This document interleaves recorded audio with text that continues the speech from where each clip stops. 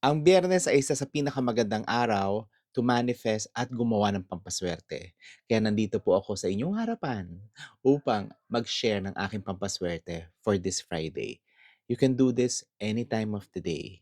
And just a gentle reminder, ito po ay para sa taong naniniwala lamang sa pampaswerte.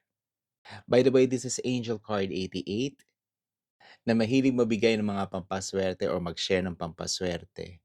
So kung ikaw ay isang taong mahilig sa mga pampaswerte, please do follow me, like this video, and comment abundance dyan sa comment section because every Friday, ako po ay gumagawa ng manifestation mention in your behalf.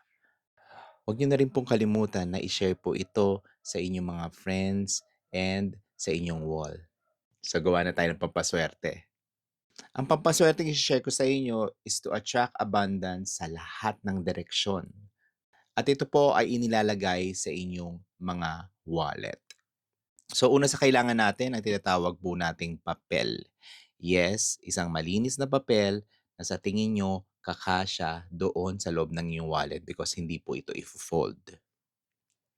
Pangalawa naman po ay panulat. Maaaring red, maaaring black, maaari ding green. Since green is my favorite color, green po ang aking gagamitin. So ang ating pong gagawin ay maglalagay po tayo ng symbols dito sa ating papel. And this is what I call the Fehu rune. Ito po ang itsura ng Fehu rune. At ang Fehu rune ay ginagamit po to activate yung ating personal luck, to attract luck, and to encourage the flow of income. And it's called the money magnet. So if you want financial success, wealth, and prosperity, ito pong symbol na to ay napaka-powerful upang mag-engganyo ng swerte sa buhay ninyo. Sa ating papel, tayo po ay guguhit ng tinatawag po na Fehurun.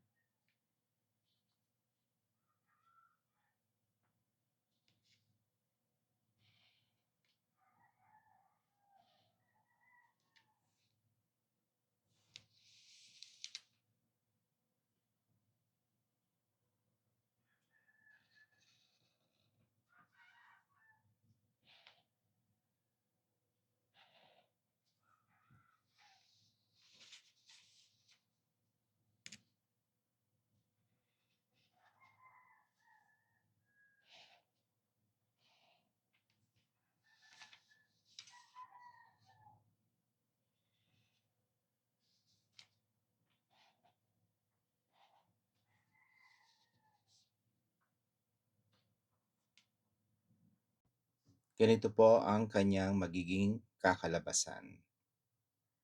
Pagkatapos po, dito sa espasyong to, kayo po ay maglalagay ng ating tinatawag na infinity symbol.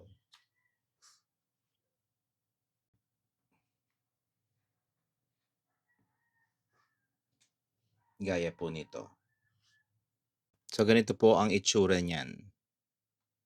And now for our next step, maglalagay po tayo ng intensyon. This is the crucial and very important part sa ating mga ginagawa. Again, kinakailangan naniniwala po tayo sa ating ginagawa. Iharap niyo po sa inyo yung inyong ginawa, titigan ninyo mabuti, and then close your eyes at humiling po kayo.